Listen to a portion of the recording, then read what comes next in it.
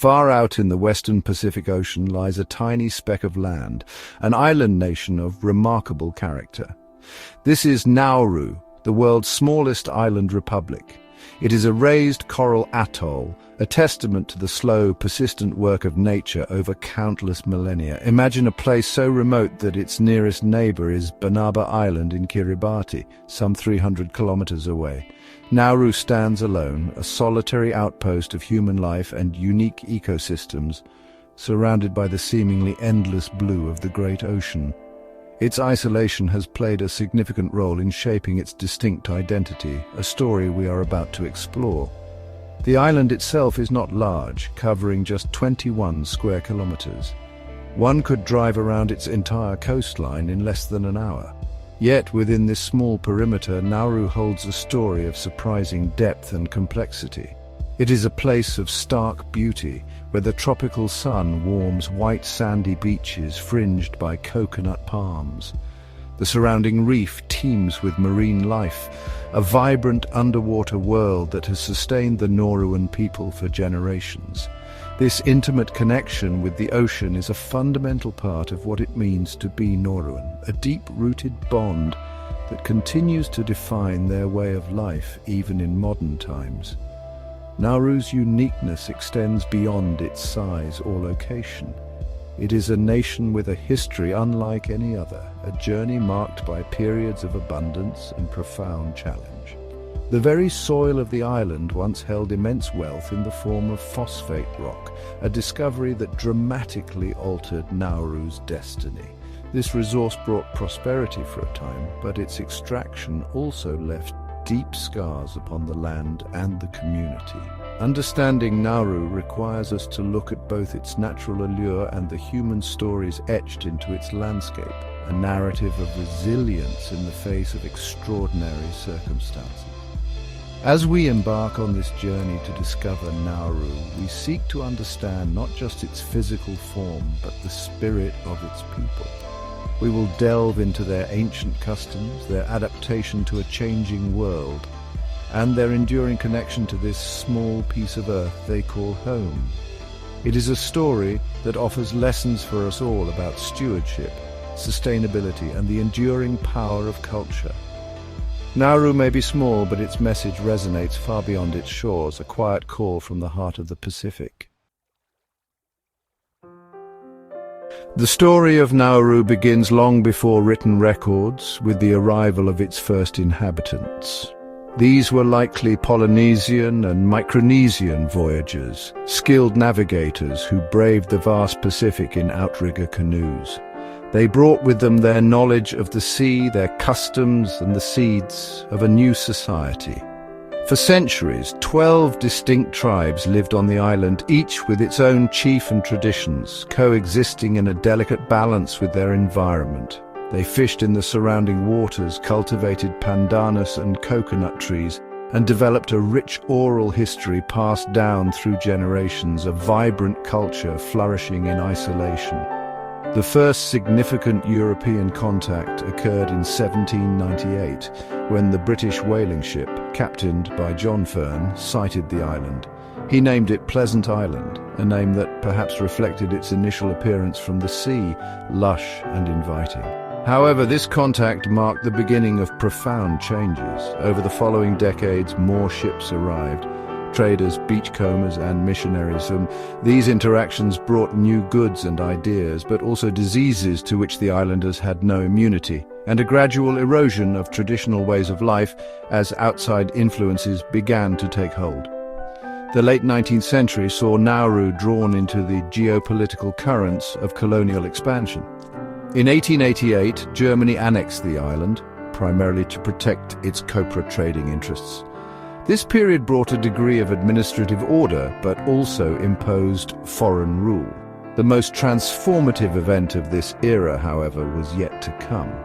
In 1900, Albert Ellis, a prospector working for the Pacific Islands Company, discovered that the island was incredibly rich in high-grade phosphate rock, a valuable component for fertilizers. This discovery would irrevocably alter Nauru's landscape and its destiny, setting it on a path of unprecedented wealth and later profound ecological and economic challenges. The 20th century was a period of shifting colonial powers for Nauru. After World War I, Nauru became a League of Nations mandated territory administered by Australia, New Zealand and the United Kingdom. During World War II, the island was occupied by Japanese forces, a harsh period that saw many Nauruans deported to Chuuk, then Truk Lagoon, where many perished. After the war, Nauru returned to UN trusteeship status under the same three powers. The Nauruan people, however, increasingly sought self-determination, culminating in their independence on January 31, 1968, a moment of great pride and hope for the future. Despite the immense changes brought by external forces, the Nauruan people have strived to maintain their unique cultural identity. Central to this identity are the strong family and community ties that bind Nauruans together. The concept of kinship extends beyond the immediate family, creating a supportive network that has been crucial for navigating the island's historical ups and downs. Traditional Nauruan society was organized around 12 tribes, and though the tribal system is no longer the primary social structure, its legacy continues in family lineages and a shared sense of belonging. Storytelling, music, and dance remain vital expressions of Nauruan culture. Traditional skills, though perhaps less practiced daily than in centuries past, are still held in high regard. Fishing, for instance, is more than just a source of food. It is an art passed down through generations. Nauruans possess intricate knowledge of the local waters, the behavior of different fish species, and the techniques for catching them using both traditional and modern methods. The construction of outrigger canoes, though less common now, represents a significant cultural heritage, symbolizing the islanders' ancestral connection to the ocean. Similarly, the weaving of mats, baskets and fans from pandanus showcases remarkable craftsmanship and practical artistry. Music and dance are vibrant threads in the Nauruan cultural fabric. Traditional songs, often accompanied by rhythmic clapping or simple percussion, tell stories of ancestors, voyages and the natural world. Dances can be both ceremonial and celebratory, expressing joy, mourning, or narratives of historical events. These performances are a powerful way to keep traditions alive and pass them on to younger generations. Frigate bird catching, a traditional sport, also holds cultural significance, requiring great skill and patience. The frigate bird itself is a symbol of prestige and is often featured in Nauruan motifs and stories.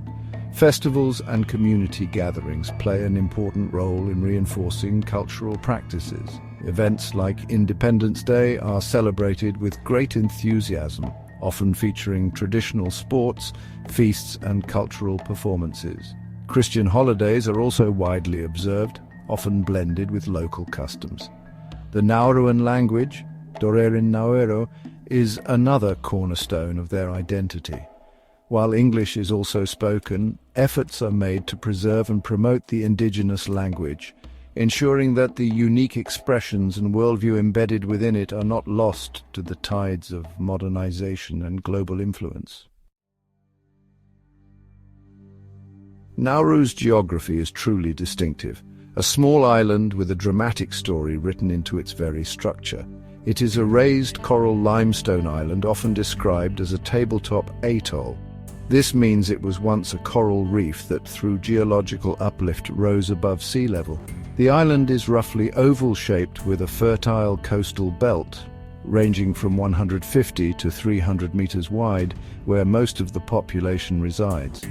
This coastal strip is lush with coconut palms, pandanus trees and breadfruit, providing sustenance and shade. It is here that life unfolds, with homes, schools and the island's main road circling its perimeter. Beyond this verdant coastal fringe lies the central plateau, known locally as Topside. This area presents a stark contrast. Historically, Topside was covered in a dense forest, but it was also the location of Nauru's immense phosphate deposits.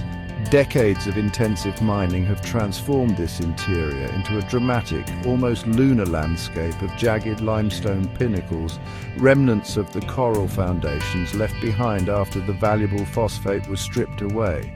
This scarred terrain serves as a powerful visual reminder of the island's economic past and the environmental challenges it now faces, a testament to human impact. Surrounding the entire island is a vibrant coral reef which drops sharply into the deep ocean. This reef is crucial to Nauru's ecosystem and its people. It provides a natural breakwater, protecting the coast from the full force of Pacific waves. More importantly, it is a rich fishing ground, teeming with a diverse array of marine life, from colorful reef fish to larger pelagic species that venture close to shore. The health of this reef is paramount to the Nauruan way of life and their food security, a delicate balance that needs careful protection in the face of global climate change and local pressures. The island has no natural rivers or significant freshwater lakes. Fresh water has always been a precious resource, traditionally collected from rainfall or drawn from brackish wells. Today, Nauru relies heavily on desalination plants to meet its water needs, highlighting the inherent vulnerabilities of a small island nation. The climate is tropical, with a wet season usually occurring between November and February, bringing much-needed rain. Despite its small size, Nauru's geography presents a complex interplay of natural beauty, resource wealth, environmental consequence, and the ongoing adaptation of its people. Section 5. The Phosphate Saga: Riches, Ruin and Reflection. The discovery of phosphate rock on Nauru at the turn of the 20th century set the island on an extraordinary economic trajectory. This high-quality phosphate, derived from ancient bird guano deposits accumulated over millennia, was a highly sought-after commodity for fertilizers worldwide. Mining began in earnest in 1907, initially under foreign companies. For decades, immense quantities of the brown gold were excavated from Nauru's central plateau and shipped overseas, generating substantial revenue. This resource became the backbone of the Nauruan economy, especially after the island gained control of the phosphate industry, following independence in 1968. For a period, Nauru became one of the wealthiest nations per capita in the world. The phosphate revenues funded a welfare state, providing free education, healthcare, and other benefits to its citizens. Many Nauruans enjoyed a high standard of living, with imported goods and international travel becoming commonplace. The island nation invested its wealth, establishing trust funds intended to secure its future once the phosphate reserves were depleted. However, the story of Nauru's wealth is also a story of missed opportunities and eventually severe economic hardship. The finite nature of the resource was always known. The environmental cost of phosphate mining was immense. As mentioned, the extraction process stripped away the topsoil and vegetation from the island's interior, leaving behind a barren landscape of limestone pinnacles. An estimated 80% of Nauru's land area was rendered unusable for agriculture or other purposes. This ecological devastation had profound long-term consequences, impacting biodiversity and the island's ability to sustain itself.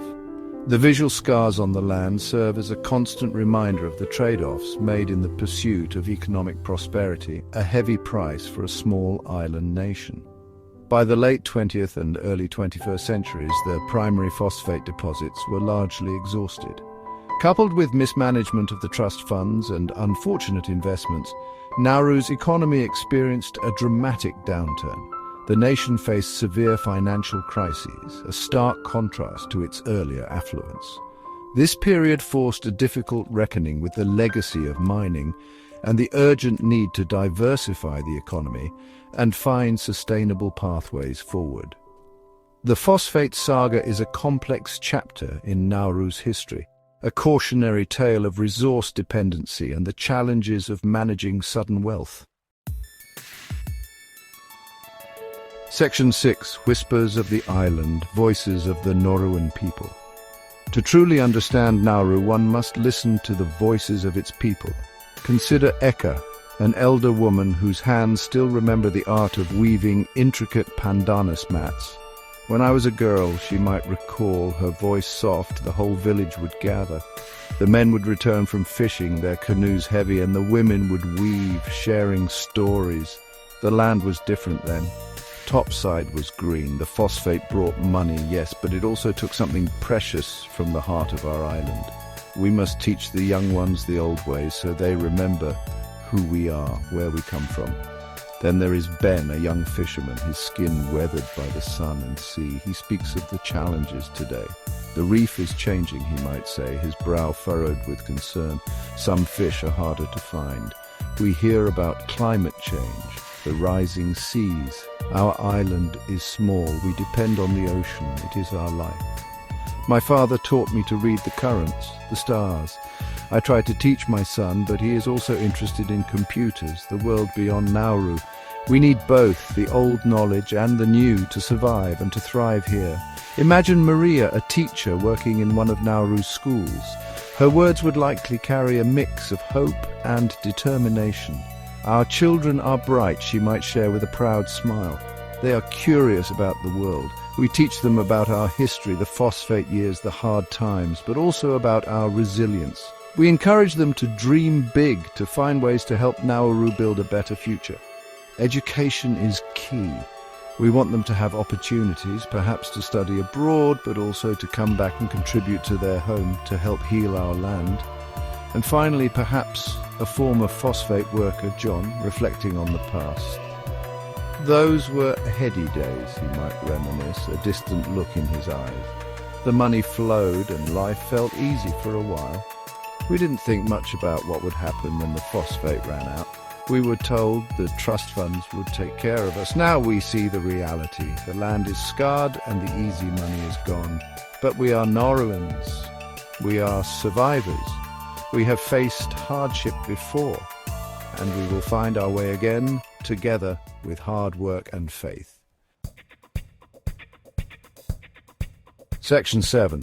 Rising from the dust, community and resilience. In the face of significant economic and environmental challenges, the Nauruan community has demonstrated remarkable resilience. The transition away from a phosphate-dependent economy has been incredibly difficult, yet there is a palpable spirit of determination to forge a new path. Community initiatives, often small-scale but deeply meaningful, are emerging across the island. These efforts focus on sustainable livelihoods, environmental rehabilitation, and strengthening social cohesion. The strong kinship ties that have always defined Nauruan society are proving invaluable during this period of rebuilding and reimagining the future. One key area of focus is the attempt to diversify the economy. While options are limited for a small, remote island nation, Nauru is exploring avenues such as fisheries development, small-scale tourism, and potentially serving as a regional hub for certain services. The government is working with international partners to improve infrastructure and build capacity.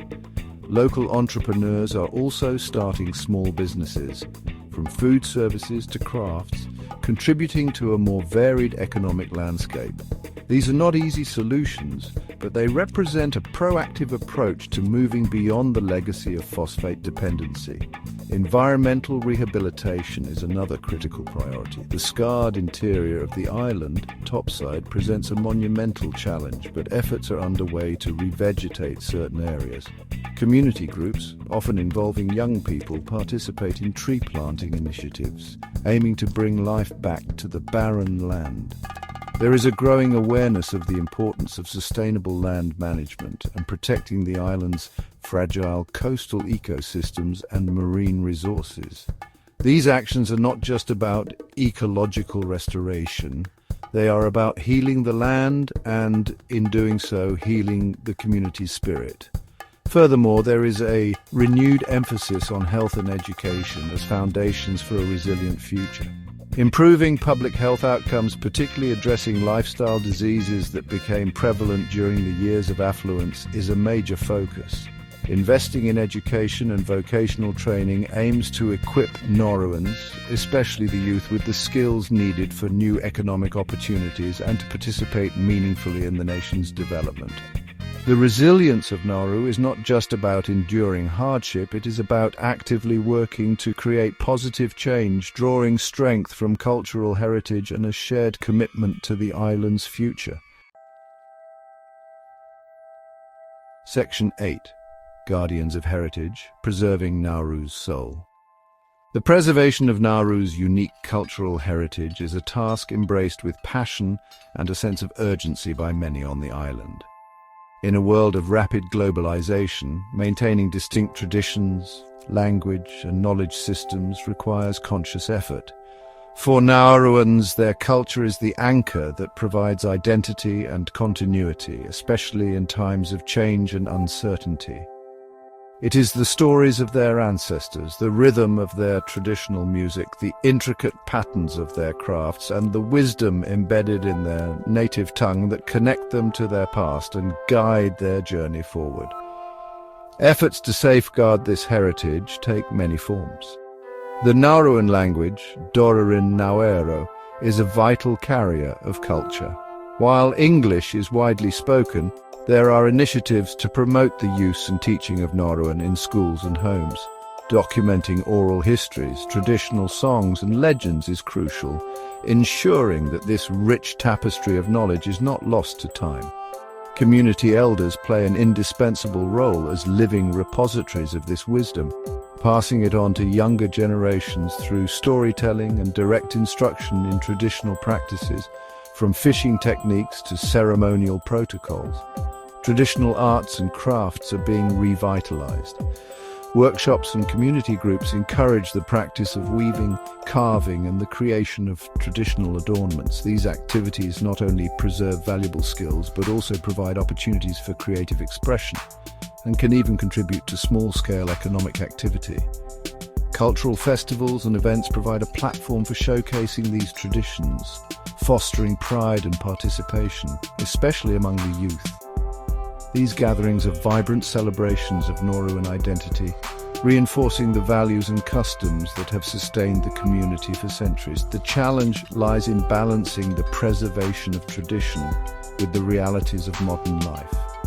It is not about freezing culture in time, but about ensuring its continued relevance and vitality. This involves adapting traditional knowledge to contemporary contexts and empowering Nauruans to be active stewards of their own cultural legacy. The soul of Nauru resides in its heritage, and by nurturing these roots, the community strengthens its capacity to face the future with confidence and a clear sense of who they are, a people deeply connected to their island home and their unique place in the world. Section 9. A Horizon of Hope, the future of Nauru's culture and environment. Looking towards the horizon, the future of Nauru hinges critically on the intertwined preservation of its cultural heritage and its natural environment. The lessons of the past, particularly the phosphate era, have underscored the profound interconnectedness between the land, the people, and their well-being. A sustainable future for Nauru requires a holistic approach, one that values ecological restoration as much as economic development, and cultural continuity as much as adaptation to a changing world. The spirit of resilience, so evident in Nauru's history, provides a strong foundation for this journey. The task of rehabilitating the island's interior topside is a long-term commitment, but one that holds immense symbolic and practical importance. Restoring even parts of this landscape can help to heal the ecological wounds, improve biodiversity, and potentially create new opportunities for sustainable land use. Similarly, protecting the marine environment, the coral reefs that encircle the island, is vital not just for food security, but for the preservation of a way of life deeply connected to the ocean. Addressing the threats of climate change, including sea level rise and ocean acidification, will require both local action and international cooperation. Culturally, the continued vibrancy of Nauruan traditions, language and arts will be essential for maintaining a strong sense of identity and community cohesion. Empowering young Nauruans with knowledge of their heritage, while also providing them with education and skills for the modern world, will equip them to be the future guardians of their island. The stories, songs and customs passed down through generations are not mere relics of the past. They are living expressions of Nauruan identity, offering wisdom and inspiration for navigating contemporary challenges and building a prosperous future. Ultimately, the story of Nauru is a testament to the endurance of the human spirit and the profound bond between people and place. It is a small island with a big heart, a community that has faced extraordinary circumstances and continues to strive for a better tomorrow. Preserving Nauru's unique culture and its fragile environment is not just a local concern, it is a matter of global significance, reminding us of the precious diversity of our planet and the importance of supporting all communities in their efforts to sustain their heritage and their homes for generations to come. Nauru's journey offers hope, a quiet determination echoing from this island jewel in the Pacific.